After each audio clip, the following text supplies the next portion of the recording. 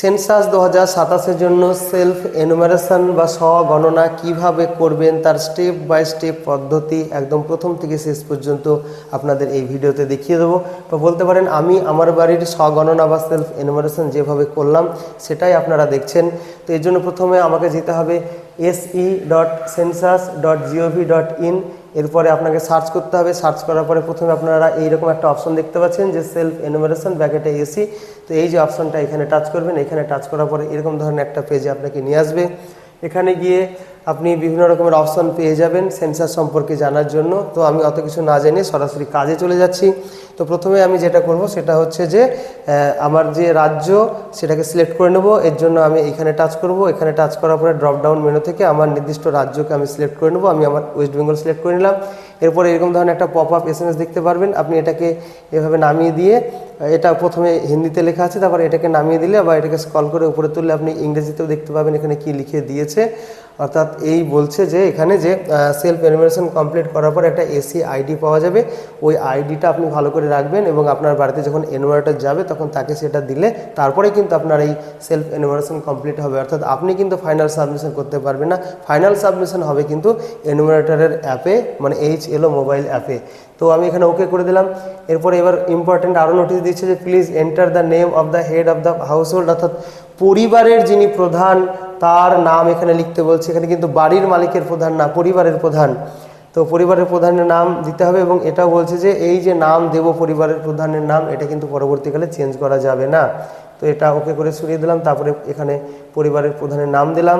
তারপরে email ID আপনি চাইলে দিতে পারেন, না দিলেও হবে, কিন্তু মোবাইল নাম্বার আপনাকে দিতেই হবে। এবং একটি মোবাইলে কিন্তু একটি পরিবারকে এখানে রেজিস্টার করা যাবে, একটি মোবাইল নম্বরে একাধিক পরিবার রেজিস্টার করা যাবে না।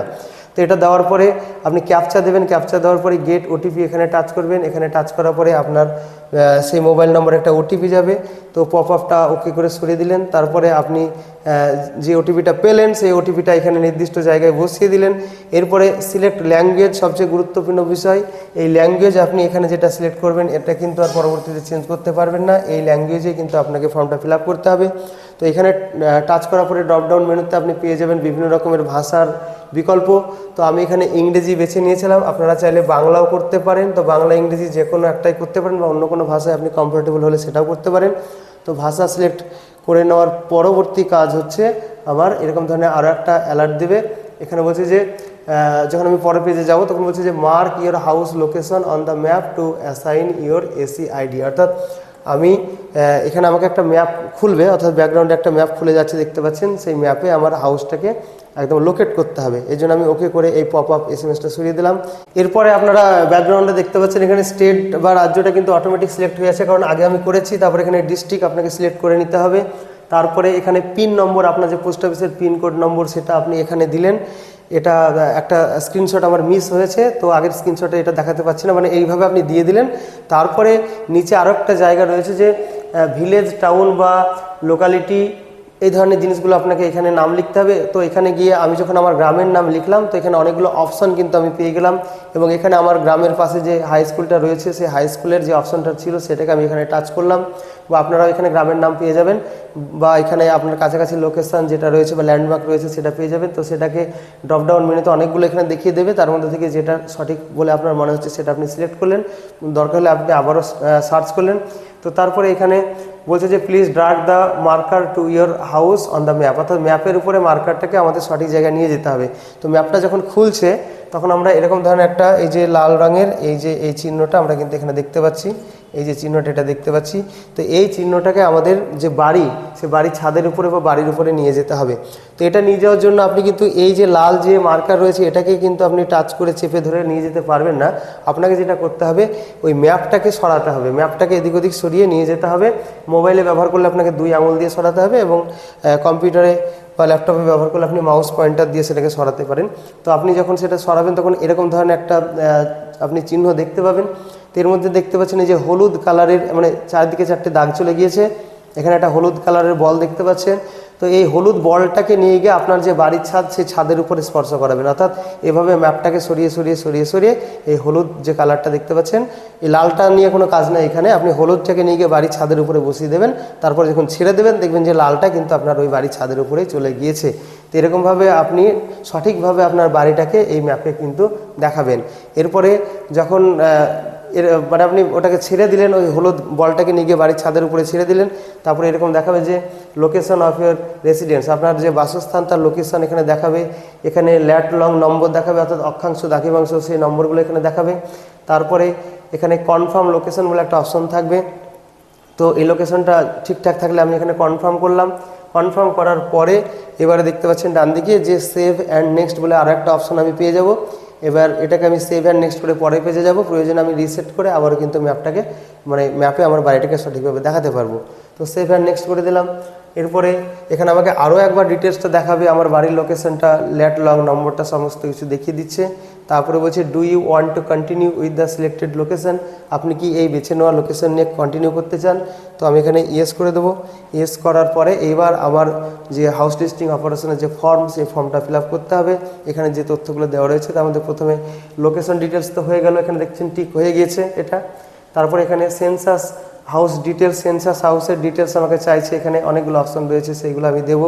তো প্রথমে রয়েছে যে predominant material of floor of the census house, census হাউসের যে মেঝে, সেই মেঝেটা কিসের তৈরি তার এখানে অনেকগুলো অপশন আপনি পেয়ে যাবেন।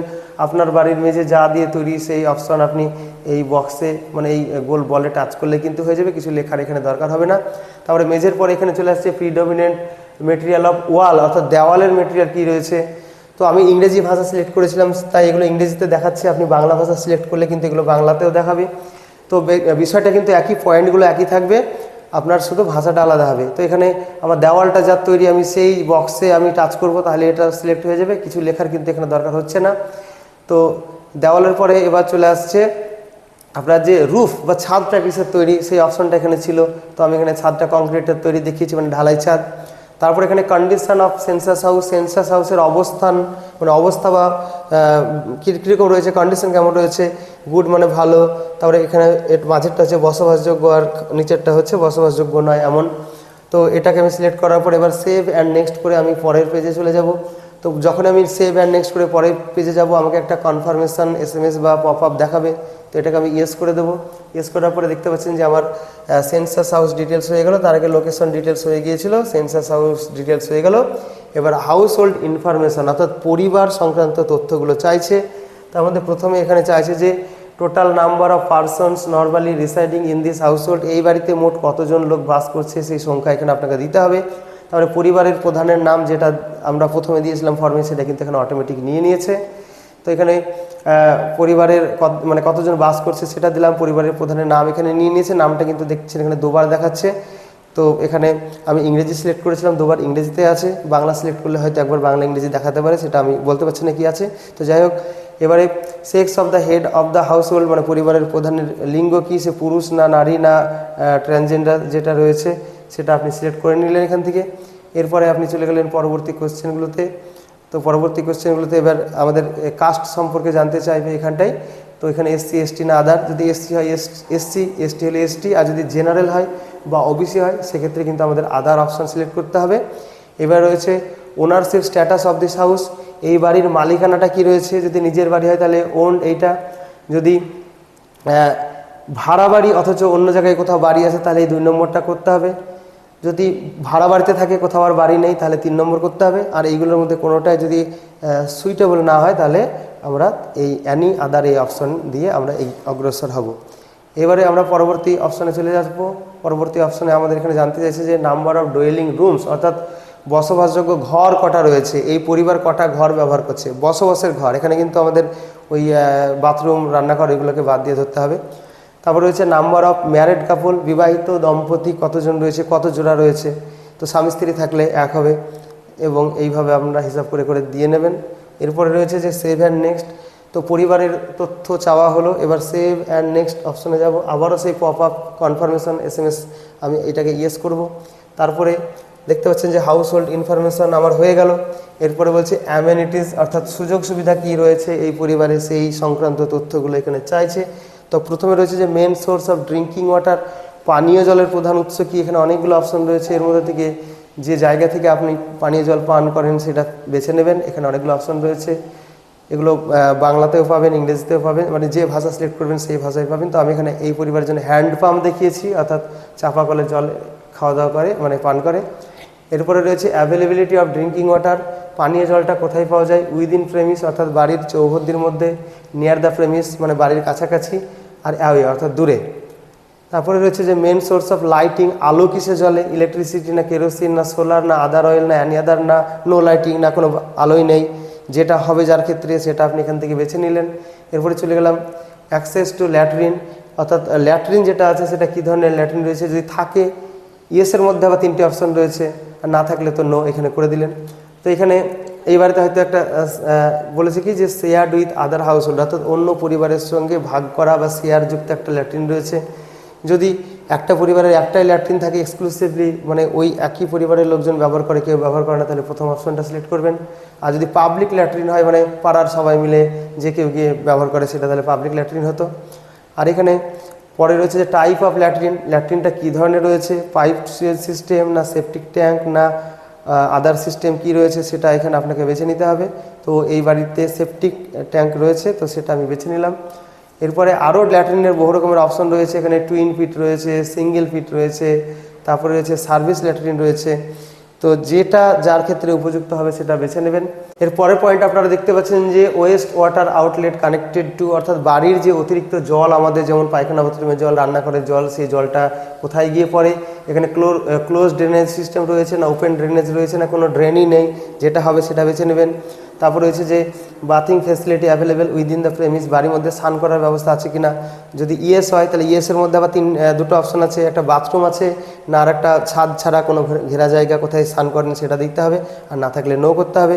তারপরে বলছে যে availability of kitchen and LPG connection, রান্নাঘর এবং এলপিজি কানেকশান আছে কি না। তো যে ধরনের রয়েছে এখানে অনেকগুলো অপশন রয়েছে, সেই অপশনের মধ্য থেকে আপনাকে সঠিক অপশন বেছে নিতে হবে। আর যদি বাড়িতে কোনো রান্না নাই হয় তাহলে এই যে লাস্টে অপশন রয়েছে নো কুকিং, তো যার ক্ষেত্রে যেটা প্রযোজ্য হবে। তো এটা বলছে যে কুকড ইন কিচেন, রান্নাঘরে রান্না হয় তাহলে তার মধ্যে দুটো অপশন পেয়ে যাবেন, যেটা হবে সেটা করবেন। তারপরে বলছে যে cooking inside house but not in kitchen, মানে বাড়িতেই রান্না হয় কিন্তু রান্নাঘরে রান্না হয় না, সেক্ষেত্রে তার জন্য দুটো অপশন পেয়ে যাবেন, এই দুটোর মধ্যে যেটা খুশি বেছে নেবেন, মানে যেটা হবে সেটা। তারপরে বলছে কুকিং ইন ওপেন বা আউটসাইড হাউস, মানে বাড়ির বাইরে রান্না হয়, তো সেক্ষেত্রে কিসে রান্না হয় তার জন্য অপশন পেয়ে যাবেন, আর রান্না না হলে এখানে নো কুকিং এই অপশন আপনারা করে দেবেন। এবারে জ্বালানির অপশনটা রয়েছে যে এখানে বলছে যে main fuel used for cooking, রান্নার জন্য মূল কোন জ্বালানি ব্যবহার হয়, ফায়ারউড মানে কাঠকোঠালি থেকে শুরু করে আরও বিভিন্ন রকমের অপশন রয়েছে। তখন বেশিরভাগ ক্ষেত্রে কিন্তু এলপিজিতে রান্না হয়, তো যার ক্ষেত্রে যেটা হবে সেটা আপনি করে দিলেন। এরপরে চলে গেলেন পরের পেজে, মানে নেক্সট মানে এটাকে স্ক্রল আপ ডাউন করে করে আপনারা এইভাবে করছেন। তারপরে এখানে দেখানো হলো এলপিজিতে রান্না করছে এরা। এরপরে সেভ অ্যান্ড নেক্সট করে আমি চলে যাব একদম পরের পেজে। তো এখানে আবারও কিন্তু পপ আপ কনফার্মেশন চাইছে, বলছে যে are you sure you want to continue, আপনি কি নিশ্চিত আপনি কন্টিনিউ করতে চান। তো আমি ইয়েস করে দিলাম। ইয়েস করার পর আমরা দেখতে পাচ্ছেন যে অ্যামেনিটিজ সংক্রান্ত বিষয়টাও কিন্তু এখানে হয়ে গেল। এরপর রয়েছে অ্যাসেটস, অর্থাৎ বাড়িতে কী কী ধন সম্পত্তি আছে। ধন সম্পত্তি বলতে এখানে সোনাদানার হিসাব চাওয়া হয়নি, তো কী কী চাওয়া হয়েছে আপনারা দেখে নিন। এখানে বলছে যে রেডিও বা ট্রান্সমিটার আছে কিনা। তো এখন বেশিরভাগ ক্ষেত্রে রেডিও থাকে না বলেই চলে, যদি থাকে তো কী ধরনের রেডিও রয়েছে এখানে দেবেন। এই বাড়িতে রেডিও নেই তাই নো করেছি। এরপরে হচ্ছে টেলিভিশন, টিভির ক্ষেত্রেও তাই এখন সবাই স্মার্টফোনে কাজ চালিয়ে নিচ্ছে, টিভি কিন্তু খুব কম বাড়িতে এখন থাকছে, মানে টিভির আর বাজার এখন নেই বললেই চলে।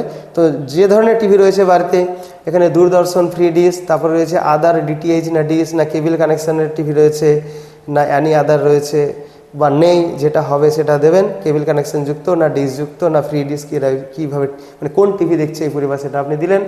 এরপরে পেজটাকে স্ক্রল আপ ডাউন করে মানে স্ক্রল করে আবার নিচে নেমে এলেন, পরে আরও তথ্য চাইছে।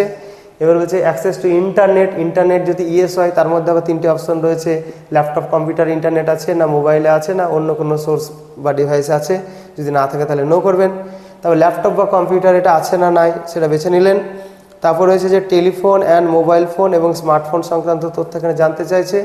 তো যার যেটা আছে ল্যান্ডলাইন, শুধুমাত্র অনলি ল্যান্ডলাইন, তারপরে স্মার্টফোন, আদার বেসিক মোবাইল বা বোথ, অর্থাৎ কারো ক্ষেত্রে ল্যান্ডলাইনও থাকতে পারে স্মার্টফোনও থাকতে পারে, বা এই ধরনের দুটো ফোনের মধ্যে যে কোনো একটা থাকতে পারে, মানে স্মার্টফোন এবং অন্য বেসিক মোবাইল দুটোই যদি থাকে তাহলে এখানে বোথ করলেন, আর না থাকলে যার ক্ষেত্রে যেটা হবে ভাবনা চিন্তা করে দিয়ে দিলেন। তারপরে এখানে বাইসাইকেল, মোটর সাইকেল, মপেড সেই অপশানটা রয়েছে। বাইসাইকেল থাকলে উপরে অপশান, স্কুটার মপেড বা মোটরসাইকেল থাকলে এই অপশান, যদি দুটোই থাকে মানে সাইকেল মোটরসাইকেল তাহলে বোথ করলেন, কিছুই যদি না থাকে তাহলে নান করলেন। এবারে চলে এলেন পরের অপশানে, কার, জিপ, ভ্যান এদের মধ্যে কিছু আছে কিনা, থাকলে ইয়েস করলেন, না থাকলে নো করলেন। তারপর রয়েছে যে main cereal consume in the household, এই বাড়ির লোকেরা মূল কোন খাদ্যশস্য খেয়ে থাকে। তো পশ্চিমবঙ্গে আমরা বাঙালিরা বেশিরভাগ সবাই ভাত খেয়েই থাকি, তো এখানে আমরা রাইস করলাম। তো যার ক্ষেত্রে যেটা প্রযোজ্য সেটা করবেন। তো সেটা করার পরে এবার দেখতে পাচ্ছেন লাস্টে কিন্তু মোবাইল নাম্বারটা অটোমেটিক নিয়ে নিয়েছে এখানটায়। এখানে কিন্তু মোবাইল নাম্বার চলে আসবে, কারণ আমরা মোবাইল নাম্বার দিয়েই কিন্তু লগ ইন করেছিলাম। এবারে যদি রিসেট করার দরকার হয় রিসেট করলেন, ব্যাকে যাওয়ার দরকার হলে এখান থেকে ব্যাকে গেলেন। আর যদি সব ঠিকঠাক থাকে তাহলে এখানে সেভ অ্যান্ড নেক্সট এই অপশানে আপনি গেলেন। এখানে যাওয়ার পরে আবারও কনফার্মেশন চাইছে, তো এখানে আমি ইয়েস করে দিলাম।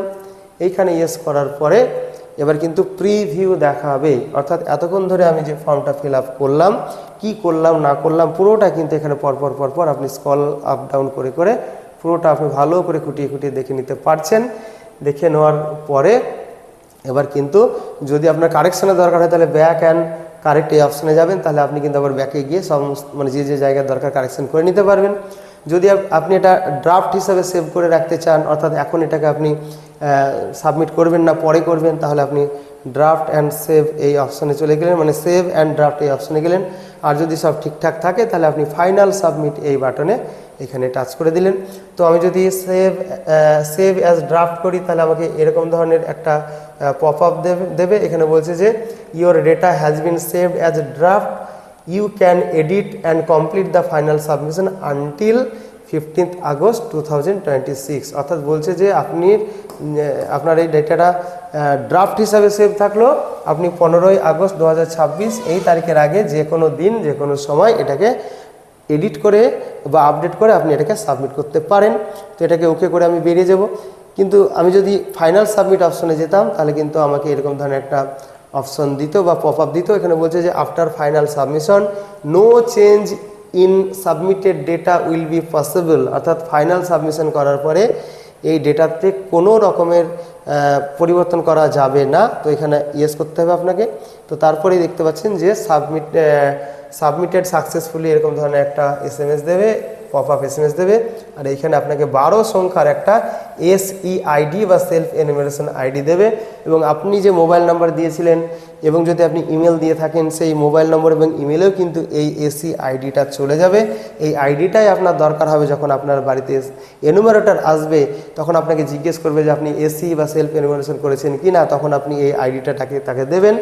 এবং সেই এনুমারেটর তার মোবাইল অ্যাপে বা HLO অ্যাপের একটা নির্দিষ্ট জায়গায় যখন চাইবে তখন এটা দিলেই কিন্তু যে ফর্মটা আপনি ফিল আপ করলেন এই পুরো ডিটেলসটা তার কাছে চলে যাবে। তখন সে সেটাকে ভেরিফাই করে নেবে, ভেরিফাই করার পরে ফাইনাল সাবমিট করে দেবে। তারপরে কিন্তু আপনার এই কাজটা কমপ্লিট হলো। অর্থাৎ আপনি সেলফ এনুমারেশন করলেন মানেই যে আপনারটা কমপ্লিট হয়ে গেল সেটা কিন্তু নয়। ফাইনাল সাবমিশন হবে, এনুমারেটর আপনার বাড়িতে আসবে তারপরেই। আর এখানে একটা জিনিস আপনারা লক্ষ্য করলেন, যেখানে কিন্তু লাইন নম্বর, তারপরে বিল্ডিং নম্বর বা বাড়ির নম্বর, সেন্সাস গৃহ নম্বর, পরিবার সংখ্যা, এগুলো কিন্তু এখানে কিছুই জেনারেট হলো না। এগুলো কিন্তু ওই এনুমারেটরের HLO অ্যাপেই যখন এই SEID দেবে তখনই কিন্তু পরিবার সংখ্যা জেনারেট হবে। আর তার আগে কিন্তু বাড়ির নম্বর, লাইন নম্বর এবং সেন্সাস গৃহ নম্বর তো ওই এনুমারেটরকে তার মোবাইল অ্যাপেই করতে হবে। তাহলে এবার কিন্তু আরেকটা কাজ আপনারা করবেন, আপনারা যখন এই কাজটা করে ফেলেন তখন লগ আউটটা আপনারা অবশ্যই করবেন। এই যে কোনাতে একটা এই অ্যারো চিহ্ন রয়েছে লাল কালারের বা স্যাফরন কালারের, এখানে আপনারা টাচ করবেন।